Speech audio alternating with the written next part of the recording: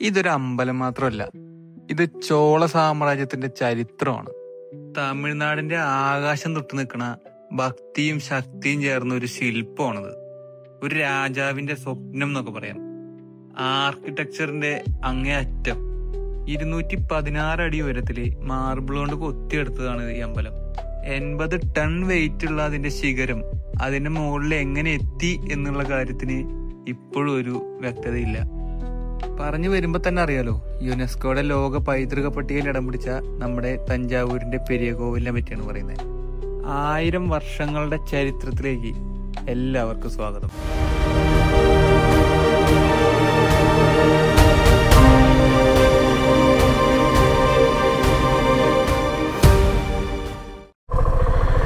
Total ഇനി എത്ര ഉണ്ട്?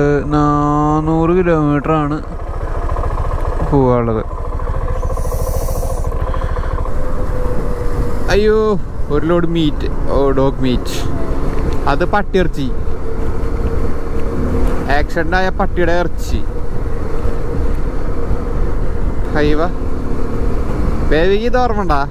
നമ്മളിങ്ങനെ സ്കൂട്ടറിന്റെ ബാക്കിലിട്ട് സാധനങ്ങളൊക്കെ വെച്ച് കെട്ടിട്ട് പോയിരുന്ന കാലം. അങ്ങനെ നമ്മൾ ഗോവ വരെ പോയിട്ടുണ്ട്. NH മൊത്തം കുത്തി ഓട്ടയാക്കി ഇരിക്കില്ല. മൊത്തമില്ല, കുറച്ചുകൂടെ ഇച്ചിരി കുറെയൊക്കെ.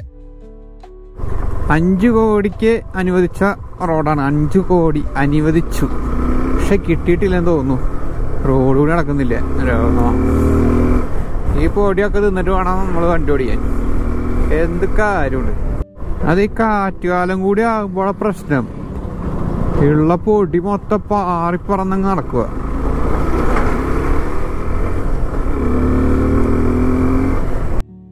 തമിഴ്നാട്ടിലെത്തിയ ഷുവറായിട്ട് തമിഴിൽ സംസാരിക്കാൻ പാടുള്ളൂ. ഒരൊറ്റ മലയാള വാക്ക് പോലും ഉപയോഗിക്കരുത്. പൊറിഞ്ചതാ ഉണക്ക് അറിവ് കട്ട മുണ്ടമേ ഗൊമ്മാലേ. അശ്ശ, കേട് തന്നെ നിനക്ക്. അങ്ങനെ ഒരുപാട് ദൂരം ഓടിച്ച് നമ്മൾ തൃച്ചി കഴിഞ്ഞോട്ടാ. തൃച്ചി ഡിസ്ട്രിക്റ്റിലോട്ട് നമ്മൾ പ്രവേശിച്ചു. ഹരിതാപയും പച്ചപ്പും ഊഷ്മളതയും എല്ലാം ഉണ്ട്. നല്ല ഭംഗിയുള്ള വഴി. നമ്മളിപ്പോ റൈഡ് സ്റ്റാർട്ട് ചെയ്ത് 400 കിലോമീറ്റർ ആയി. ഇനി അവസാനത്തെ 40 കിലോമീറ്റർ ഉള്ളു. 40 കിലോമീറ്റർ കൂടി പോയാ തഞ്ചാവൂരെത്തി. 30 കിലോമീറ്ററോളം നേരെ സ്ട്രേറ്റ് റോഡ്. അത് കഴിഞ്ഞിട്ട് പിന്നെ ഒരു ടേൺ. നമ്മുടെ ആദ്യത്തെ ഡെസ്റ്റിനേഷനിൽ എത്താറായി. ഒരു 3 മണിയോടുകൂടി എത്തി. റൂം തപ്പി കുറച്ചേരം കിടന്നുറങ്ങിയിട്ട് ഒരു 5 മണി 5:30 കൂടിയിട്ട് നമുക്കൊന്ന് പുറത്തിറങ്ങാം എന്നൊക്കെയാണ് ഇപ്പോഴത്തെ പ്ലാൻ. ഒന്ന് കറങ്ങാനായിട്ട് പുറത്തിറങ്ങാന്നൊക്കെ വിചാരിക്കണത്. അങ്ങനെയൊക്കെയാണ് പ്ലാൻ. പോയി കിടന്നിട്ട് എണീറ്റ് കഴിഞ്ഞാൽ സെറ്റ്. എണീറ്റില്ലെങ്കിൽ ബാക്കി നാളെ. ആ കാണുന്നു എന്തായാലും അതിന്റെ ഇത് മൊത്തം ഹൈറ്റ് നല്ല രീതിക്കാണല്ലേ. അങ്ങനെ നമ്മൾ തഞ്ചാവൂരെത്തി റൂമൊക്കെ എടുത്ത് ഫ്രഷ് ആയിട്ട് നമ്മൾ ടെമ്പിളിലേക്ക് പോവാനുള്ള പരിപാടിയായിട്ട് ഇറങ്ങാട്ടോ. ഒരു 5:30 ആയി കാണും. നമുക്ക് ഈ നേരത്ത് പോയാൽ നല്ല തിരക്കാവും അറിയാം. എന്നാലും തഞ്ചാവൂർ എത്തിയിട്ട് അവിടെ അങ്ങനെ വെറുതെ ഇരിക്കാനൊരു മൈൻഡില്ല. എന്നാൽ പിന്നെ തഞ്ചാവൂർ വൈകിട്ട് ലൈറ്റ് ഇടുമല്ലോ, അപ്പൊ ആ ഒരു വ്യൂ കാണാലോ എന്നുള്ള പ്രതീക്ഷയിലാണ് ഈ ടൈമിൽ പോകുന്നത്. അങ്ങനെ ഒരു വിധത്തിൽ റോഡൊക്കെ ക്രോസ് ചെയ്ത് നമ്മൾ അമ്പലത്തിന്റെ ഫ്രണ്ടിൽ എത്തിയിട്ടോ. വൈകുന്നേരം ആയതുകൊണ്ട് തന്നെ നല്ല തിരക്കുണ്ട്. ഫ്രണ്ട് ഏരിയയിൽ ആൾക്കാർ ഫോട്ടോ എടുക്കുന്നുണ്ടെന്നല്ലാതെ വലിയ കാര്യമായിട്ടുള്ള തിരക്ക് കാണാനില്ല. പക്ഷെ നമുക്ക് അവിടെ അതിന്റെ ഉള്ളിൽ കൂടെ നോക്കിയാൽ കാണാം നല്ല തിരക്കായിരുന്നു. പക്ഷെ എത്ര തിരക്കുണ്ടെങ്കിലും അത്രയും ആൾക്കാരെ അതിൽ ഓക്യുപ്പൈ ചെയ്യാൻ പറ്റുന്ന രീതിക്ക് അത്രയും വലിയതാണ് ഈ അമ്പലം കേട്ടോ. വലിയ ഏരിയ എന്ന് പറഞ്ഞാൽ വലിയ ഏരിയ. ഒരേ സമയം 1,00,000 പേര് വന്നാലും അതിനകത്ത് കൊള്ളും. അത്രയും വലിയ അടിപൊളിയായിട്ടുള്ള ഒരു സെറ്റപ്പിലാണ് ഉണ്ടാക്കി വെച്ചിരിക്കുന്നത്. ഇത്രയും കാലങ്ങൾ മുന്നേ ഒക്കെ ഇത് ഇങ്ങനെ പണിത് വെച്ച ആൾക്കാരെ സമ്മതിക്കണം. എത്ര ഡീറ്റെയിൽ ആയിട്ടാണ് അവർ ഓരോ ഡിസൈനും കൊത്തിയെടുത്തിരിക്കുന്നത് വെച്ചിട്ടാ. ചോള രാജാവായ രാജരാജ ചോളനാണ് ഈ അമ്പലം ഉണ്ടാക്കിയത് കേട്ടോ. ഇത് ജസ്റ്റ് ഒരു അമ്പലം മാത്രമല്ല, ഇത് ഈ ചോളന്മാരുടെ ശക്തിയും അവരുടെ കലാ പാരമ്പര്യവും മൊത്തത്തില് എടുത്ത് ഒന്ന് ഷോക്കേസ് ചെയ്യുന്ന ഒരു ഐറ്റമാണ് ഇത്. ഇവിടെ പ്രതിഷ്ഠിച്ചിരിക്കുന്നത് ശിവനെയാണ്. ഈ ബൃഹദീശ്വർ എന്ന് പറയുന്നത് മിസ്റ്റർ ശിവേഷാണ്. യുനെസ്കോയുടെ ലോക പൈതൃക പട്ടികയിൽ ഇടം പിടിച്ചോട് കൂടിയിട്ട് ഇത് ഇന്ത്യയുടെ മാത്രം അഭിമാനമല്ല, ലോകത്തിന്റെ മൊത്തം പൈതൃകമായിട്ട് മാറി. കുറച്ചു നേരം അവിടെ ചുറ്റിക്കറങ്ങുമ്പോഴേക്കും അമ്പലത്തിലെ ലൈറ്റുകൾ ഇട്ടുണ്ടായിരുന്നു കേട്ടോ. മുഴുവൻ ലൈറ്റ് വരുമ്പോ അത്രയും ഭംഗിയായിരുന്നു. നേരെ ഇരുട്ടും തോറും ആ ലൈറ്റിന്റെ പ്രകാശത്തിലെ അമ്പലം മൊത്തത്തില് നല്ലൊരു പോസിറ്റീവ് വൈബുള്ള സമയമായിരുന്നു. ഞാനൊരു ഭക്തനല്ലാഞ്ഞിട്ട് പോലും എനിക്ക് അവിടെ ആ ഒരു പോസിറ്റിവിറ്റി എനിക്ക് ഫീൽ ചെയ്തു. ഇനി തഞ്ചാവൂർ പോകുന്ന ആൾക്കാരുണ്ടെങ്കിൽ വൈകുന്നേരങ്ങളും കൂടി ഉൾപ്പെടുത്തിയാൽ അടിപൊളിയായിരിക്കും. രാത്രിയിലെ കാഴ്ചകളെല്ലാം കഴിഞ്ഞ് ഞങ്ങൾ ഫുഡൊക്കെ കഴിച്ച് കിടന്നുറങ്ങി. രാവിലെ ഏർലി മോർണിംഗ് സൂര്യൻ വരുമ്പോഴേക്കും അമ്പലത്തിൽ പോകാനുള്ള പരിപാടിയിലായിരുന്നു കേട്ടോ. നമ്മുടെ റൂമിന്റെ അവിടെ നിന്ന് അമ്പലത്തിലോട്ട് കുറച്ച് ദൂരമുണ്ട്. അപ്പോൾ അവിടെ നിന്ന് ഒരു 5 മിനിറ്റ് ബൈക്ക് ഓടിച്ചാലാണ് നമ്മള് അമ്പലത്തിന്റെ പരിസരത്ത് എത്തുക. ഇന്നലെ വരുമ്പോ നിറഞ്ഞു നിന്നിരുന്ന ഈ പാർക്കിംഗ് ഏരിയയില് രാവിലെ ഈ നേരത്തെ അധികം വണ്ടികളില്ല.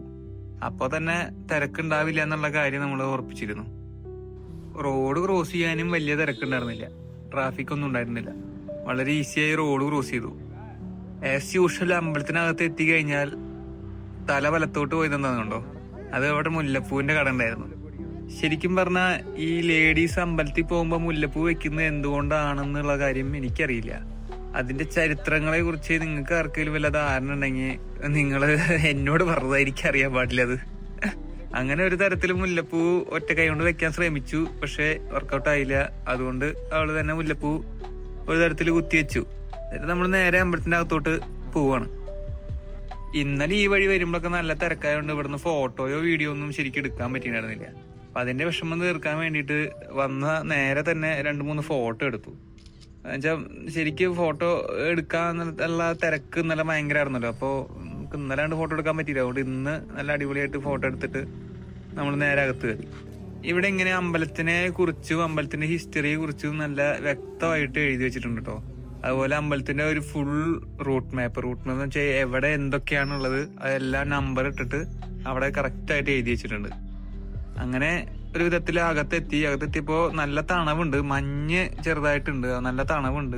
അപ്പൊ അവിടെ നമ്മൾ ചെരുപ്പ് വെക്കാനുള്ള ഏരിയയിൽ പോയി ചെരുപ്പ് വെച്ച് നമ്മൾ പുറത്തേക്ക് ഇറങ്ങി. നമുക്ക് ഇനി അമ്പലത്തിന്റെ ഉള്ളിൽ പോയിട്ട് അവിടെ സെക്യൂരിറ്റി ഒന്നും കാണാതെ നമുക്ക് വീഡിയോസ് എടുക്കണം. അതായിരുന്നു നമ്മുടെ ലക്ഷ്യം.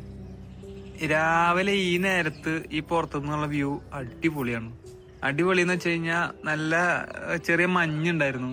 ആ മഞ്ഞില് ഇങ്ങനെ ഈ ചെറിയ കിളികളുടെ ശബ്ദം, അമ്പലത്തിലെ ബാക്ക്ഗ്രൗണ്ട് ട്യൂണായിട്ട് അമ്പലത്തിൽ നിന്നുള്ള ചെറിയ പാട്ടിന്റെ ഒച്ച, നല്ലൊരു പോസിറ്റീവ് അന്തരീക്ഷമായിരുന്നു. ഇവിടെ വീഡിയോ എടുക്കാൻ തീരെ അനുവാദം ഇല്ല, വീഡിയോ എടുക്കരുത് എന്നിട്ട് പറഞ്ഞിട്ട് പോയി സെക്യൂരിറ്റി. അപ്പൊ നമുക്ക് വീഡിയോ എടുക്കല് കഴിഞ്ഞു. ഇനി ഫോണില് ഒളിച്ചും പാത്തും എടുക്കുന്ന വീഡിയോ വെച്ചിട്ട് വേണം നമ്മളത് ഇതിലും കാണാൻ. വന്ന് നേരെ അടിപൊളിയായിട്ട് വീഡിയോ ഒക്കെ എടുത്ത് ആകെ തകർക്കണം എന്ന് വിചാരിച്ച് വന്നതായിരുന്നു. അങ്ങേര് വന്നത് പറഞ്ഞോട് കൂടിയിട്ട് ഫുൾ ഒരു ഇതങ്ങ് പോയി കിട്ടി. പിന്നെ പതുക്കെ ചെരുപ്പ് നമ്മുടെ അവിടെ ഇങ്ങനെ നമുക്ക് തന്നെ ഒരു ഇത് എടുത്തിട്ട് ഒരു കവർ എടുത്ത് നമ്മുടെ ചെരുപ്പ് നമുക്ക് തന്നെ ഒരു നമ്പറിൽ കൊളുത്തി ഇട്ടിട്ട് അവിടെ പൈസ കൊടുത്തിട്ട് പോവാം. ജസ്റ്റ് 1 രൂപ 2 രൂപ എന്താണ് 1 രൂപയാണ് പെയറിന്. അങ്ങനെ നമ്മൾ പതുക്കെ അമ്പലത്തിനകത്ത് കയറി. അമ്പലത്തിനകത്ത് അടിപൊളി ആംബിയൻസ് ആയിരുന്നു കേട്ടോ. നിങ്ങൾക്ക് ഈ വീഡിയോ കാണുമ്പോൾ തന്നെ മനസ്സിലാവും. എന്താ കാര്യം വെച്ചാൽ വലിയ തിരക്കുകളില്ലാത്ത നേരത്തുള്ള അമ്പലം സൂപ്പറാണ്. ഈ അമ്പലത്തിൽ മൊത്തത്തിൽ ഒരു 800-ലധികം ഈ ശിഖാലിഖിതങ്ങൾ കാണാം. അതായത് ഇങ്ങനെ കൊത്തുപണികളും കുറെ തരത്തിലുള്ള ലിപികളിൽ എഴുതി വെച്ചിരിക്കുന്നതും. അത് വായിക്കാൻ ചിലപ്പോ അത്രയും അറിയുന്ന ആൾക്കാർക്ക് ആകുമായിരിക്കും, പക്ഷെ നമുക്കറിയാൻ പാടില്ല. ഈ 80 അടി വരെയുള്ള ഇതിന്റെ ശിഖരം, അതായത് വിമാനം, ഇത് എങ്ങനെ അവിടെ എത്തി എന്നുള്ള കാര്യം ഇപ്പോഴും രഹസ്യമാണ്. ഈ അമ്പലത്തിന്റെ ആർക്കിടെക്ചർ കാണുമ്പോൾ തന്നെ മനസ്സിലാക്കാം നമുക്ക് ഈ ചോളന്മാർ എത്ര അപ്ഡേറ്റഡ് ആയിരുന്നു. ഇവര് ജസ്റ്റ് ഈ അമ്പലം ഇത്ര അടിപൊളിയായിട്ട് പണിയുന്ന ആൾക്കാരാണെന്നുണ്ടെങ്കിൽ ഇവരുടെ ആ മൊത്തത്തിലുള്ള സെറ്റപ്പ് ഒന്ന് ആലോചിക്ക്, എന്താ അടിപൊളി ആയിരുന്നുണ്ടാവും. കുറച്ചു നേരം നമുക്ക് ഒരു ഒച്ചയും ഉണ്ടാക്കാതെ വെറുതെ ഒരു കാമായി ഒരു സ്ഥലത്ത് വെറുതെ ഇരുന്ന് കഴിഞ്ഞാൽ കിട്ടുന്ന ആ ഒരു സുഖം ഉണ്ടല്ലോ, അത് നിങ്ങൾ ലൈഫ് ടൈമിൽ എപ്പോഴെങ്കിലും ഒന്ന് അനുഭവിക്കേണ്ട സ്ഥലമാണ്. ഇത് ഒട്ടും അങ്ങനെ നമുക്കിത് ജസ്റ്റ് കാണുന്നതിനപ്പുറം ഇത് ശരിക്കും ഫീൽ ചെയ്ത് മനസ്സിലാക്കേണ്ട ഒരു സ്ഥലമാണ്. അത്രയും പോസിറ്റീവായിട്ടുള്ളൊരു സ്ഥലമാണത്. പൊതുവെ ഒരു കേട്ടുകേൾവിയുള്ള ഒരു കാര്യമുണ്ട്, ഈ മഹാവിമാനത്തിന്റെ നിഴൽ താഴേക്ക് വരില്ല എന്നുള്ള ഒരു കൺസെപ്റ്റ് ഉണ്ട്. നിഴലില്ല എന്നുള്ളതല്ല, നിഴലുണ്ട്, പക്ഷെ അത് വളരെ ചെറുതായിട്ട് അതിന്റെ അടിയിലുള്ള ആ ഒരു പാട്ടിലേക്ക് വീഴുകയാണ് ചെയ്യുന്നത്. അപ്പൊ നമുക്കത് കാണാൻ പറ്റില്ല. അങ്ങനെ നല്ല വ്യക്തമായ പ്ലാനിങ്ങിൽ അത്രയും എന്താ പറയാ 1000 IQ പരിപാടികളാണ് ഇവിടെ ചെയ്തു വെച്ചിരിക്കുന്നത്. അത്രയും നമുക്ക് ആലോചിക്കാൻ പോലും പറ്റാത്ത രീതിക്കൊക്കെയാണ്. അതും 1000 കൊല്ലം മുന്നേ അവർ ഇത് ഉണ്ടാക്കി വെച്ചിരുന്നെങ്കിൽ ഇവരൊക്കെ ഇന്ന് ജീവിച്ചിരിപ്പുണ്ടെങ്കിൽ ഇവർ എന്തൊക്കെ ചെയ്ത് കൂട്ടുമായിരുന്നു. നോർമൽ ആൾക്കാരല്ല ഇത് പണിതിരിക്കുന്നത്. ഗണിതവും ആകാശഗണിതവും അരച്ച് കലക്കി കുടിച്ച വിദ്വാന്മാരായിരുന്നു അവന്മാര്. മൊത്തത്തിൽ പുറത്ത് ഇങ്ങനെ ചൂടെടുത്ത് പൊള്ളി നിൽക്കുന്ന അവസ്ഥയാണെങ്കിലും ഇതിനകത്തോട്ട് എത്തുമ്പോൾ ഒരു തണവ് ഫീൽ ചെയ്യും. അങ്ങനെ അത്രയും കട്ടിയുള്ള ഗ്രാനൈറ്റ് ചുമരുകളാണ് ഇതിന്റെ. അപ്പൊ ഈ ചുമരുകൾ ഓട്ടോമാറ്റിക്കലി ഈ സൺലൈറ്റിന്റെ ചൂടിനെ അബ്സോർബ് ചെയ്ത് ഒരു തണവ് അവിടെ എപ്പോഴും കീപ്പ് ചെയ്യും. ഉയർന്ന മേൽക്കൂരകളും അതുപോലെ നല്ല എയർ അങ്ങോട്ടും ഇങ്ങോട്ടും പാസേജ് ആവാനുള്ള സെറ്റപ്പും, സത്യം പറഞ്ഞ ഒരു പുരാതന എയർ കണ്ടീഷനിങ് സിസ്റ്റമാണ് ഇവിടെ സെറ്റ് ചെയ്ത് വെച്ചിരിക്കുന്നത്. അതുകൊണ്ട് തന്നെ അത്ര ചൂട് നമുക്ക് ഫീൽ ചെയ്യില്ല. പിന്നെ അതുപോലെ മഴക്കാലമാണെന്ന് നോക്കി, ഈ മഴക്കാലത്ത് സത്യം പറഞ്ഞാൽ മഴ പെയ്ത് കഴിഞ്ഞാൽ നമ്മുടെ ഇന്ന് പണിയുന്ന അത്രയും കിടിലൻ ഡ്രെയിനേജ് സിസ്റ്റം ഉള്ള കെട്ടിടങ്ങളിൽ വരെ വെള്ളം കയറിയ ചരിത്രമുണ്ട്. കാരണം ഈ 1000 കൊല്ലം മുന്നേ പണിത് വെച്ച ഈ സാധനത്തില് ഒരു ഹെവി മഴ വന്നാൽ പോലും ഇതിൽ വെള്ളം കെട്ടി നിൽക്കേണ്ട ഒരു അവസ്ഥ ഉണ്ടായിട്ടില്ല ഇതവരെ.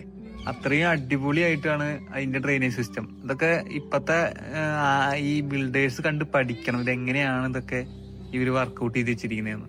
മുന്നൊക്കെ ഇവിടെ ഉള്ളിൽ വീഡിയോ ഷൂട്ട് ചെയ്യാനും ഡ്രോൺ പറത്താനും ഒക്കെ അനുമതി ഉണ്ടായിരുന്നു. പക്ഷെ ഇപ്പൊ പോയി ഫോണിൽ വീഡിയോ എടുക്കാൻ പോലും പറ്റാത്ത സിറ്റുവേഷനാണ്. അപ്പൊ നമ്മളിങ്ങനെ വീഡിയോ എടുക്കുന്ന എങ്ങാനും കണ്ടു കഴിഞ്ഞാൽ അവര് വന്ന് ഫോൺ മേടിച്ചു വെക്കുകയോ ഇനി അതിന്റെ അനന്തരഫലം എന്താവും നമുക്കറിയില്ല. നമ്മള് ഈ കാഴ്ചയൊക്കെ കണ്ട് സെക്യൂരിറ്റി ഇല്ലാത്ത സമയം നോക്കി ഒളിച്ചും പാത്തുമാണ് ഈ വീഡിയോസ് ഒക്കെ എടുത്തു വെച്ചിരിക്കുന്നത്. രാവിലെ ആ സൺലൈറ്റ് ഉള്ളിലോട്ട് വരുന്ന ആ നേരത്തെ വ്യൂ കണ്ടോ, മഞ്ഞ് നിൽക്കുന്നുണ്ട്, നല്ല രസമുണ്ടായിരുന്നു. ഇതുപോലെ എല്ലാ തൂണമ്മയും ഇതുപോലെ എഴുതി വെച്ചിട്ടുണ്ട് കേട്ടോ. പക്ഷെ നമുക്കിത് വായിക്കാൻ പറ്റില്ല, നമുക്ക് നോർമൽ തമിഴ് തന്നെ വായിക്കാൻ അറിയില്ലല്ലോ. അപ്പൊ പിന്നെ ഇത് നോക്കേണ്ട കാര്യമില്ല. എന്ത് ഭംഗിയാണല്ലേ, എത്ര പറഞ്ഞാലും മതിയാവില്ല. അങ്ങനെയാണിത് ഇതിന്റെ ഒരു സൃഷ്ടി. ഈ അമ്പലത്തിന്റെ മിത്തോളജിക്ക് പോവുകയാണെന്നുണ്ടെങ്കിൽ കുറച്ച് ഇൻട്രസ്റ്റിംഗ് കാര്യങ്ങളുണ്ട് കേട്ടോ. ഇത് അമ്പലം അങ്ങനെ ചോളന്മാര് തെരഞ്ഞെടുത്ത സ്ഥലമല്ല, ഇത് ശിവൻ സ്വയം തെരഞ്ഞെടുത്തതാണെന്നാണ് പറയുന്നത്. എന്താ കാര്യം വെച്ച് കഴിഞ്ഞാൽ ഒരു ദിവസം സ്വപ്നത്തിൽ ഈ രാജരാജ ചോളന്റെ സ്വപ്നത്തിൽ ശിവൻ വന്ന് പറയാണ്, എനിക്ക് അമ്പലം എന്നല്ല, എനിക്ക് ഇങ്ങനെ ഒരു ആലയം വേണമെന്ന് ഈ എന്താ പറയാ രാജരാജ ചോളനോട് വന്ന് പറഞ്ഞു എന്നാണ് ഇതിന്റെ ഒരു ഐതിഹ്യം. അതുപോലെ തന്നെ ഈ അമ്പലത്തിന്റെ ഫ്രണ്ടില് ഒറ്റക്കല്ലിൽ കൊത്തിയെടുത്ത ഒരു നന്ദിയുടെ പ്രതിമയുണ്ട്. അത് രാത്രി ഓരടി മുന്നോട്ട് അനങ്ങുമെന്നൊക്കെ പറഞ്ഞു കേട്ടിട്ടുണ്ട്. അതിങ്ങനെ ഒരു മിത്തോളജിയാണ്. ഇത് സത്യമാണോ നുണയാണോ എന്നുള്ള കാര്യത്തില് നമുക്ക് വലിയ ഉറപ്പൊന്നുമില്ല. പക്ഷെ ഇത് ഇങ്ങനെയൊക്കെ ഇവിടുത്തെ ആളുകൾ വിശ്വസിക്കുന്നുണ്ട്. അതുകൊണ്ട് തന്നെ രാത്രി ഈ അമ്പലത്തിന്റെ ഫ്രണ്ടിലുള്ള നന്ദിയുടെ ഈ ശിലയുടെ അടുത്തേക്ക്, അതായത് ഈ രൂപത്തിന്റെ അടുത്തേക്ക് ആരും പോകാറില്ല അത്ര. അതുപോലെ രാത്രി ആയാലും, നല്ല രാത്രിയായി എല്ലാവരും അമ്പലത്തിനുള്ളിൽ നിന്ന് പുറത്തേക്ക് പോകുന്ന അമ്പലം പൂട്ടിയാലും അമ്പലത്തിന്റെ അകത്തുനിന്ന് ഒരു മണിനാഥം കേൾക്കാന്നൊക്കെയാണ് ഇവിടുത്തെ ആൾക്കാർ പറയുന്നത്. ഇതൊക്കെ ചിലപ്പോ നുണയായിരിക്കാം, സത്യമായിരിക്കാം. പക്ഷെ 1000 വർഷങ്ങൾക്ക് ഇപ്പുറവും ഈ അമ്പലം അല്ലെങ്കിൽ ഈ ഒരു സൃഷ്ടി ഇപ്പോഴും കഥകൾ ഉണ്ടാക്കാൻ ഉള്ള ഒരു വർത്തായിട്ടുള്ളൊരു സംഭവമാണല്ലോ എന്നുള്ളതാണ് മെയിൻ കാര്യം. ഇപ്പോഴും കഥകൾ ഉണ്ടാക്കാൻ ഇതിന് സാധിക്കുന്നുണ്ട്. അതൊരു അത്രയും ഒരു മിറാക്കിളല്ല, ഒരു ഭയങ്കര സംഭവം, അത്രേ ഉള്ളൂ. ഇനി അതിന്റെ മേലെ ഒന്നുമില്ല. അത് ഇനി കുറച്ച് ഫാക്ട് ചെക്ക് ചെയ്യുകയാണെന്നുണ്ടെങ്കിൽ, ഇപ്പൊ നമ്മുടെ നാട്ടിലൊക്കെ കുറച്ച് ഇങ്ങനെ ട്രെൻഡിങ് ആയി വരുന്ന ഇന്റർലോക്ക് സിസ്റ്റം ഉള്ള കട്ടകളുണ്ട്. 1000 കൊല്ലം മുന്നേ ഈ അമ്പലം മൊത്തത്തിൽ പണിത് വെച്ചിരിക്കുന്നത് അങ്ങനെയുള്ള ഇന്റർലോക്കിംഗ് സിസ്റ്റത്തിലാണെന്ന് പറഞ്ഞാൽ വിശ്വസിക്കും. ഒരു തരത്തിലുള്ള കമ്പിയോ സിമെന്റോ ഇല്ലാതെയാണ് ഈ അമ്പലം നിൽക്കുന്നത്. എന്താലേ, അതുകൊണ്ട് തന്നെ ഇത് വെറും കല്ലും ശിലകളും അല്ല.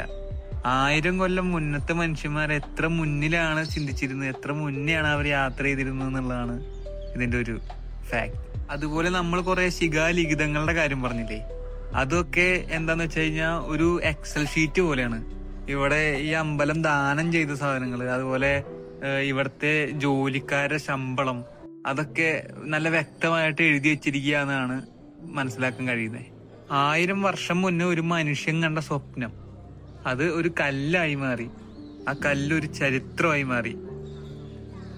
അതുകൊണ്ട് തന്നെ ഈ ക്ഷേത്രം ഒരു കാഴ്ച മാത്രമല്ല, ഇതൊരു അനുഭവമാണ്. ഇവിടെ വന്ന് മനസ്സിലാക്കേണ്ട അനുഭവം.